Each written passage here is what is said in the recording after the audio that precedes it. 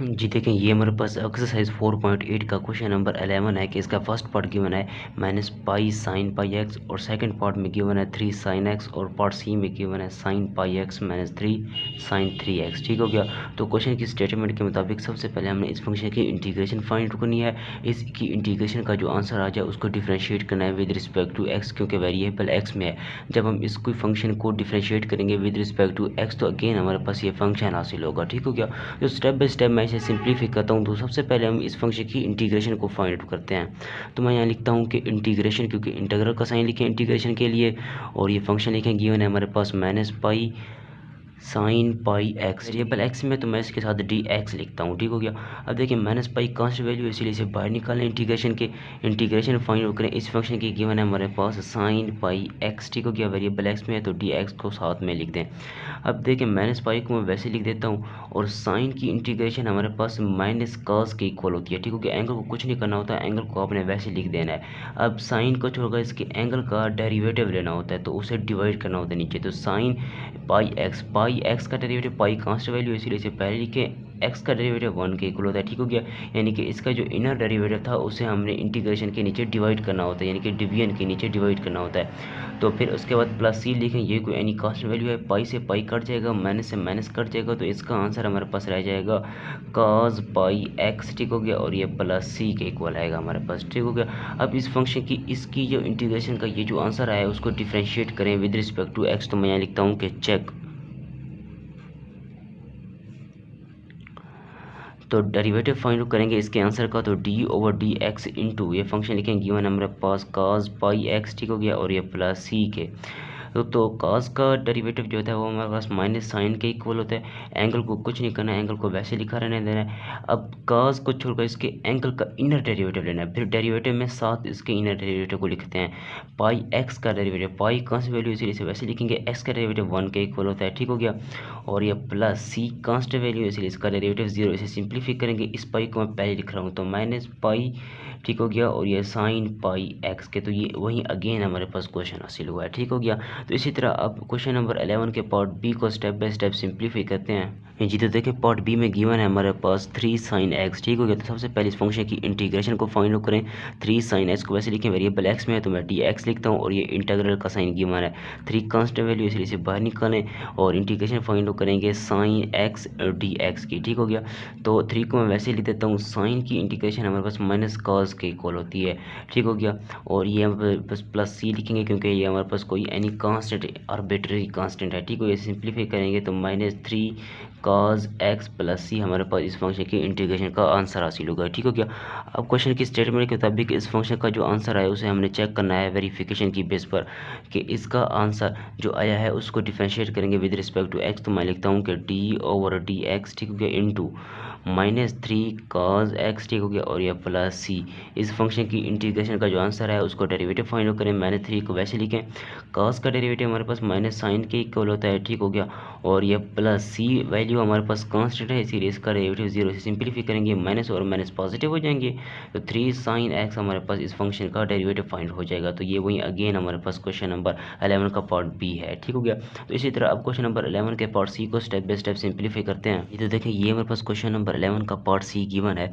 इस फंक्शन की हमने इंटीग्रेशन फाइंड आउट करनी है फर्स्ट पार्ट में। तो मैं करता हूँ, देखें साइन पाई एक्स गिवन है हमारे पास, और ये माइनस 3 साइन 3 एक्स गिवन है। इस फंक्शन की हमने इंटीग्रेशन फाइंड करनी है वेरिएबल एक्स में, तो मैं इसके साथ डी एक्स लिख देता हूँ कुछ इस तरह से। ठीक हो गया। अब देखें साइन पाई एक्स, साइन की इंटीग्रेशन हमारे पास माइनस कॉस के इक्वल होती है। ठीक हो गया। एंगल को कुछ नहीं करना होता, एंगल को वैसे लिखा रहने देना है। ठीक हो गया। अब साइन को छोड़कर इसकी एंगल का इनर डेरिवेटिव लेना है, लेकिन उसे नीचे डिवाइड करना होता है। तो ये हमारे पास पाई आएगा इसका इनर डेरिवेटिव, क्योंकि एक्स का डेरिवेटिव 1 के इक्वल होता है। ठीक हो गया। माइनस को मैं वैसे लिख देता हूँ, साइन की इंटीग्रेशन हमारे पास माइनस कॉस के इक्वल होती है। ठीक हो गया। एंगल को कुछ नहीं करना, एंगल को वैसे लिखा रहने देना है। अब डिवाइड करना होता है, इसका जो इनर पार्ट का डेरिवेटिव है उसे नीचे डिवाइड करना होता है। तो 3 को वैसे लिखता हूँ क्योंकि एक्स का डेरिवेटिव 1 के इक्वल होता है। ठीक हो गया। मेन के इसके इनर पार्ट का हमने डेरिवेटिव लेना होता है, फिर उसे नीचे डिवाइड करना होता है। और ये मैं प्लस दोनों का कोई आर्बिट्रेरी कांस्टेंट सी लगा देता हूँ। इसको सिंप्लीफाई करेंगे तो इसका आंसर बनेगा, देखें माइनस हमारे पास cos पाई एक्स ठीक हो गया डिवाइडेड बाई नीचे हमारे पास पाई बनेगा ठीक हो गया माइनस माइनस और माइनस पॉजिटिव हो जाएंगे 3 से 3 कट जाएगा तो इसका आंसर पॉजिटिव cos 3x बनेगा और ये प्लस सी हमारे पास कोई आर्बिट्रेरी कांस्टेंट है। अब इस फंक्शन की इंटीग्रेशन का जो आंसर है उसको हमने वेरिफिकेशन की बेस पर चेक करना है, यानी कि अगेन हमारे पास ये फंक्शन आना चाहिए ठीक हो गया। डेरिवेटिव जब मैं लूँगा तो मैं इसके आंसर का डेरिवेटिव लेता हूँ तो डी ओवर डी एक्स ठीक हो गया। फंक्शन लिखेंगे गिवन है हमारे पास माइनस cos पाई एक्स ठीक हो गया डिवाइडेड बाई पाई के और ये plus cos 3x divided by 1, इसके नीचे कुछ नहीं तो 1 होगा प्लस सी लिखता हूँ, ये कोई एनी कांस्टेंट है ठीक है। सिंप्लीफाई करें -1 और पाई को मैं पहले लिख लेता हूँ क्योंकि ये तो हमारे पास कांस्टेंट वैल्यू है और cos का जो डेरिवेटिव होता है वो हमारे पास माइनस साइन के इक्वल होता है ठीक है। एंगल को कुछ नहीं करना, एंगल को वैसे लिखा रहने देना है। अब cos को छोड़कर इसके एंगल का डेरिवेटिव लेना है तो एंगल का डेरिवेटिव क्या बनेगा पाई, क्योंकि x का डेरिवेटिव 1 के इक्वल होता है। प्लस के साइन को वैसे लिखेंगे, cos का डेरिवेटिव हमारे पास माइनस साइन के इक्वल होता है। एंगल को कुछ नहीं करना, एंगल को वैसे लिखा रहने देना है। अब एंगल का डेरिवेटिव लेना है तो एंगल का डेरिवेटिव 3 बनेगा क्योंकि x का डेरिवेटिव 1 के इक्वल होता है। c कांस्टेंट वैल्यू इसीलिए इसका डेरिवेटिव 0 के इक्वल आएगा। अब इसको सिंप्लीफाई करते हैं, देखें माइनस और माइनस पॉजिटिव हो जाएंगे, इस पाई से ये पाई कैंसिल आउट होगा तो यहाँ रह जाएगा हमारे पास साइन पाई एक्स ठीक हो गया और ये -3 को मैं पहले लिख रहा हूँ और बनेगा हमारे पास साइन 3x के। तो ये वही अगेन हमारे पास क्वेश्चन नंबर 11 का पार्ट सी है ठीक हो गया। तो इसी तरह अब क्वेश्चन नंबर 12 को स्टेप बाय स्टेप सिंप्लीफाई करते हैं। ये हमारे पास क्वेश्चन नंबर 12 है कि इसका फर्स्ट पार्ट गिवन है पाई cos पाई एक्स ठीक हो गया और पार्ट बी में गिवन है पाई/2 cos पाई/2 x ठीक हो गया। या आप इसे ऐसे समझे कि cos pi x divided by 2 लिखा हुआ है और पार्ट सी में गिवन है cos pi x divided by 2 plus pi cos x ठीक हो गया। तो स्टेप बाय स्टेप इसे क्वेश्चन की स्टेटमेंट के मुताबिक सिंप्लीफाई करते हैं कि सबसे पहले हमने इस फंक्शन की इंटीग्रेशन फाइंड करनी होगी। इसकी इंटीग्रेशन का जो आंसर आ जाए उसको डिफरेंशिएट करना होगा विद रिस्पेक्ट टू x, तो अगेन हमारे पास ये फंक्शन हासिल होंगे ठीक हो गया। तो मैं स्टेप बाय स्टेप इसे सिंप्लीफाई करता हूँ। अब चेक करें, देखें सबसे पहले हमने इस फंक्शन की इंटीग्रेशन फाइंड करनी है ठीक हो गया। तो इंटीग्रल का साइन लिखता हूँ, ये फंक्शन लिखेंगे गिवन है हमारे पास cos पाई एक्स ठीक हो गया। वेरिएबल x में तो मैं dx लिखता हूँ ठीक हो गया। पाई कांस्टेंट वैल्यू से इसे बाहर निकालें, इंटीग्रेशन फाइंड करें cos पाई एक्स ठीक हो गया और dx को वैसे लिखें। अब देखें पाई को मैं वैसे लिख देता हूँ, cos की जो इंटीग्रेशन होती है वो हमारे पास साइन के इक्वल होती है। एंगल को कुछ नहीं करना, एंगल को वैसे लिखा रहने देना ठीक हो गया। डिवाइड बाई फिर इसके एंगल का डेरिवेटिव लेना है, फिर उसके नीचे नीचे डिवाइड करना होता है तो इसके एंगल का डेरिवेटिव बनेगा पाई क्योंकि x का डेरिवेटिव 1 के इक्वल होता है प्लस सी लिखेंगे, ये कोई एनी कांस्टेंट है। पाई से पाई कैंसिल आउट होगा तो इसका आंसर बनेगा हमारे पास साइन पाई एक्स ठीक हो गया और ये प्लस सी। अब इसकी फंक्शन की जो इंटीग्रेशन का जो आंसर है उसको हमने चेक करना है वेरिफिकेशन की बेस पर, मीन के हमने डेरिवेटिव फाइंड करना है। तो डी ओवर डी एक्स ठीक हो गया, ये फंक्शन लिखेंगे गिवन है हमारे पास साइन पाई एक्स ठीक हो गया और ये प्लस सी के। अब देखें साइन का डेरिवेटिव हमारे पास cos के इक्वल होता है ठीक हो गया। इसके एंगल को कुछ नहीं करना, एंगल को वैसे लिखना है। अब साइन को छोड़कर इसके एंगल का इनर डेरिवेटिव लेना है ठीक हो गया। तो इनर डेरिवेटिव बनेगा पाई क्योंकि x का डेरिवेटिव 1 के इक्वल होता है। सी कांस्टेंट वैल्यू है इसलिए इसका डेरिवेटिव 0 के इक्वल हो जाएगा। पाई को मैं पहले लिख रहा हूँ और ये हमारे पास गिवन है cos पाई एक्स ठीक हो गया। तो ये वही अगेन हमारे पास क्वेश्चन नंबर 12 का पार्ट ए है ठीक हो गया। तो इसी तरह अब देखें क्वेश्चन नंबर 12 के पार्ट बी को स्टेप बाय स्टेप सिंप्लीफाई करते हैं। नंबर 12 का पार्ट बी गिवन है, सबसे पहले हमने इस फंक्शन की इंटीग्रेशन फाइंड करनी ठीक हो गया। तो मैं इसे लिखता हूँ पाई/2 और ये गिवन है cos x pi x divided by 2। Variable x में तो मैं dx लिखता हूँ इसके साथ। पाई/2 कांस्टेंट वैल्यू है इसे बाहर निकालें, इंटीग्रेशन फाइंड करेंगे cos पाई एक्स ठीक हो गया डिवाइडेड बाई 2 की। इसके बाद मैं dx लिख देता हूँ क्योंकि हमने इस फंक्शन की इंटीग्रेशन अभी फाइंड करनी है। तो पाई/2 को वैसे लिखें ठीक हो गया। cos की इंटीग्रेशन हमारे पास साइन के इक्वल होती है, एंगल को कुछ नहीं करना, एंगल को वैसे लिखा रहना देना पाई एक्स डिवाइडेड बाई 2 के। फिर साइन को जो इसके जो एंगल है उसको हमने इनर डेरिवेटिव लेना होता है उसका, फिर उसे नीचे डिवाइड करना होता है। x का डेरिवेटिव 1 के इक्वल होता है तो इसका डेरिवेटिव हमारे पास पाई/2 बनेगा, फिर उसे नीचे डिवाइड करना होता है। पाई/2 से पाई/2 कैंसिल आउट होगा ठीक हो गया और ये प्लस सी लिखेंगे, ये कोई एनी कांस्टेंट है। इसे सिंप्लीफाई करेंगे तो साइन पाई एक्स ठीक हो गया डिवाइडेड बाई 2 प्लस सी हमारे पास इस फंक्शन की इंटीग्रेशन का आंसर हासिल होगा ठीक हो गया। अब इसकी इंटीग्रेशन का जो आंसर है उसको हम वेरिफिकेशन की बेस पर चेक करेंगे कि अगेन हमारे पास ये फंक्शन हासिल होता है या नहीं। तो मैं यहाँ लिखता हूँ कि डेरिवेटिव लेने के लिए डी ओवर डी एक्स ठीक हो गया इनटू इसका जो आंसर है वो लिखें गिवन है हमारे पास साइन पाई एक्स ठीक हो गया डिवाइडेड बाई 2 और ये प्लस सी के। अब देखें साइन का डेरिवेटिव हमारे पास cos के इक्वल होता है ठीक हो गया। इसके एंगल को वैसे लिख देता हूँ पाई एक्स डिवाइडेड बाई 2। अब इसका जो एंगल का हमने ये देखें साइन, अब साइन कुछ हो, इसके एंगल का डेरिवेटिव लेना है, तो इसके एंगल का डेरिवेटिव बनेगा पाई/2, क्योंकि एस का डेरिवेटिव 1 के इक्वल होता है, सी कांस्टेंट वैल्यू है इसलिए इसका डेरिवेटिव 0। पाई/2 को मैं पहले लिख रहा हूँ और ये गिवन है हमारे पास cos पाई एक्स, ठीक हो गया, डिवाइडेड बाई 2 के। तो ये वही अगेन हमारे पास क्वेश्चन नंबर 12 का पार्ट बी है, ठीक हो गया। अब इसी तरह क्वेश्चन नंबर 12 के पार्ट सी को स्टेप बाय स्टेप सिंप्लीफाई करते हैं। तो सबसे पहले हमने इस फंक्शन की इंटीग्रेशन फाइंड करनी है, तो मैं लिखता हूँ cos पाई एक्स, ठीक हो गया, divided by 2 plus pi cos x, ठीक हो गया। वेरिएबल एक्स में तो मैं इसके साथ डी एक्स लिख देता हूँ, ठीक हो गया। अब देखें cos की जो इंटीग्रेशन होती है वो हमारे पास पॉजिटिव साइन के इक्वल होती है, ठीक हो गया। एंगल को कुछ नहीं करना, एंगल को वैसे लिखा रहने देना है, pi x divided by 2, pi x divided by 2। इसकी जब इंटीग्रेशन फाइंड करेंगे तो cos की इंटीग्रेशन पॉजिटिव साइन होती है, एंगल को वैसे लिखा।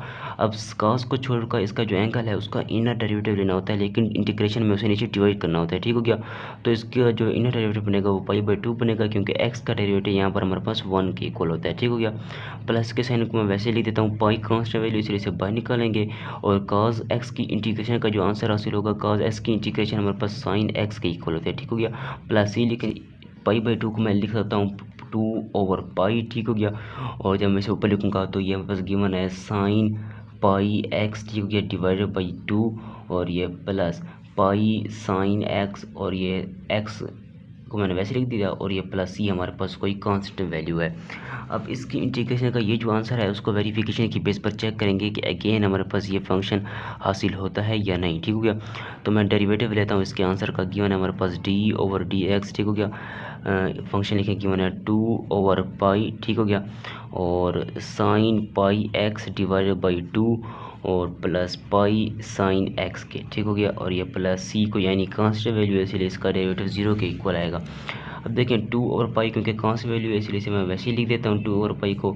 साइन का जो डेरिवेटिव होता है वो मेरे पास cos के इक्वल होता है, एंगल को कुछ नहीं करना, एंगल को वैसे लिखा रहने देना है, पाई एक्स डिवाइडेड बाई 2। और साइन कुछ होगा, इसके एंगल का इनर डेरिवेटिव लेना है, तो एस का डेरिवेटिव 1 के इक्वल होता है, तो इसका डेरिवेटिव बनेगा हमारे पास पाई/2 इंटू 1 प्लस पाई को वैसे लिख दें, साइन का जो डेरिवेटिव होता है वो हमारे पास cos के इक्वल होता है, ठीक हो गया। प्लस सी कांस्टेंट वैल्यू है इसलिए इसका डेरिवेटिव 0 के इक्वल आएगा, ठीक हो गया। अब देखिए, अब अगर आप गौर से देखते हैं इस पाई से ये पाई कैंसिल आउट होगा, इस 2 से ये 2 कैंसिल आउट होगा, तो यहाँ पर इसका आंसर आ जाएगा हमारे पास cos pi x divided by 2, ठीक हो गया, प्लस पाई cos x के। तो ये वही अगेन हमारे पास क्वेश्चन नंबर 12 का पार्ट सी है, ठीक हो गया।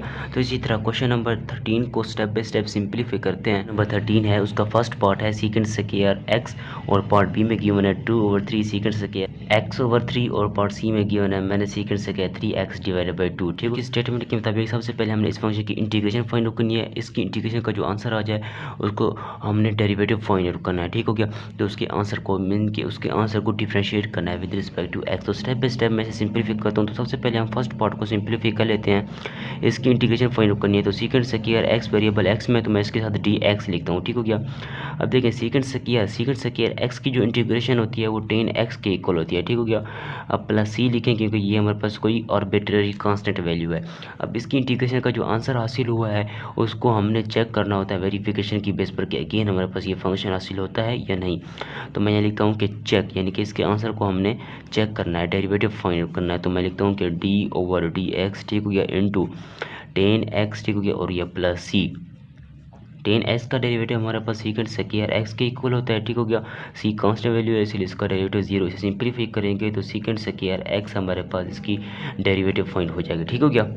देखिए ये हमारे पास क्वेश्चन नंबर 13 का पार्ट बी है, गिवन है हमारे पास 2/3, ठीक हो गया, और second square x/3 variable x में तो मैं इसके साथ dx लिखता हूँ, ठीक है। 2/3 कांस्टेंट वैल्यू है इसलिए इसे बाहर निकालें, इंटीग्रेशन फाइंड आउट करेंगे सेकंड स्क्वायर x/3 की, ठीक हो गया। एक बात आप याद रखें कि सेकंड स्क्वायर x की इंटीग्रेशन हो तो वो tan x के इक्वल होती है, और tan x का जब हम डेरिवेटिव लेंगे तो वो सेकंड स्क्वायर x के इक्वल आएगा, ठीक हो गया। इन दो बातों को याद करके हमने इस फंक्शन की इंटीग्रेशन को फाइंड आउट करनी है, ठीक है। तो 2/3 को मैं वैसे लिख देता हूँ, सेकेंड स्क्वायर की जो इंटीग्रेशन होती है वो 10 को होती है, तो एंगल को कुछ नहीं करना, एंगल को मैं वैसे लिख देता हूँ x/3, ठीक हो गया।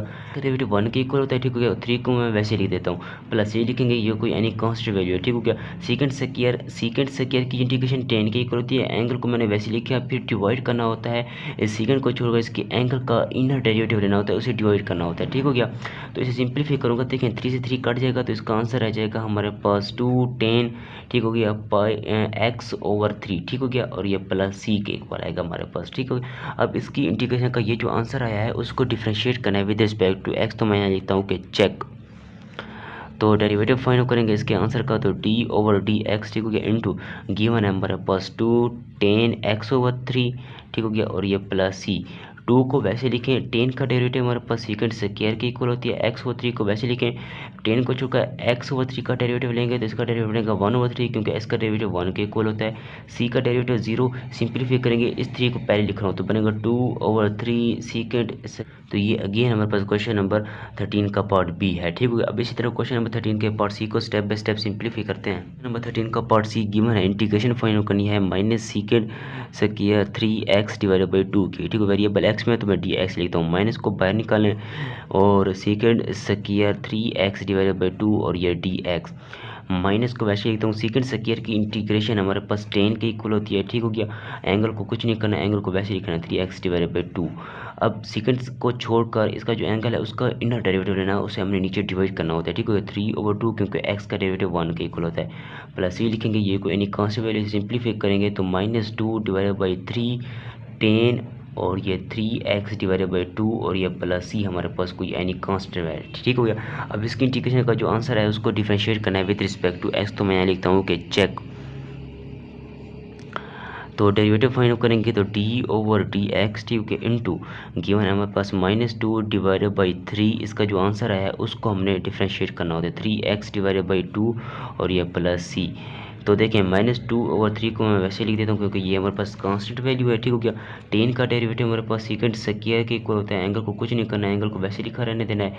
अब देखें फिर 10 को छोड़कर इसके एंगल का इनर डेरिवेटिव लेना है, तो क्या बनेगा हमारे पास बनेगा 3/2 क्योंकि x का डेरिवेटिव 1 के इक्वल होता है, c कांस्टेंट वैल्यू है इसीलिए इसका डेरिवेटिव 0। 2 से 2 कट जाएगा, 3 से 3 कट जाएगा, तो रह जाएगा हमारे पास minus second square 3x divided by 2। तो ये वही हमारे पास क्वेश्चन नंबर 13 का पार्ट सी है, ठीक हो गया।